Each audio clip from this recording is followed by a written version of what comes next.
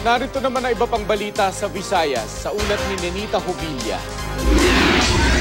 Inaresto sa Carcar City, Cebu ang isang babaeng tulak umano ng droga. Nakuha sa bahay niya ang ilang pakete ng shabu, drug paraphernalia at mga armas. Pero sabi ng babae, hindi siya nagbibenta ng droga. May mga umuupa raw ng kanyang bahay at ang mga ito ang nagtutulak ng shabu. Nag-iiwan daw ang mga ito sa kanya ng mga hindi na ibentang shabu, kaya tinatago niya na lang ang mga ito.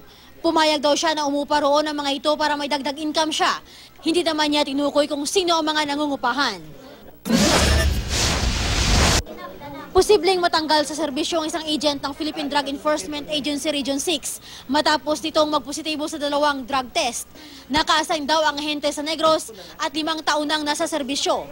May 15 araw siya para sagutin ang resulta ng drug test. Pagkatapos nito, sisimula na ang pagdinig kaugnay ng kaso. Pero ayon sa PIDEA Region 6 Director, wala nang balak ang suspect na i-contest ang resulta. Isinailalim din sa random drug test ang mahigit 80 opisyal ng PNP at lokal na pamahalaan ng probinsya ng Iloilo. Nagnegatibo naman ang lahat ng sumailalim sa drug test. Kinilala ng DSWD ang 3 na negosyo sa Iloilo City bilang PWD-friendly establishments.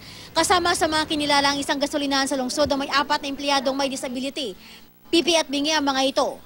Kinilala rin ang isang hotel at butika sa city proper na maituturing na PWD-friendly establishment dahil sa accessibility nito para sa mga PWD. Abala mga kawani ng Department of Tourism sa pag-aasikaso sa mga delegado para sa APEC meetings na dumarating sa Cebu. May mga special tour packages nga silang ino-offer sa mga delegado para ma-enjoy nila ang ganda ng bansa habang narito sila. Nananatili naman daw payapa sa probinsya habang nagpapatuloy ang APEC meetings. Nenita Hubilla, Nagbabalita, Pilipinas.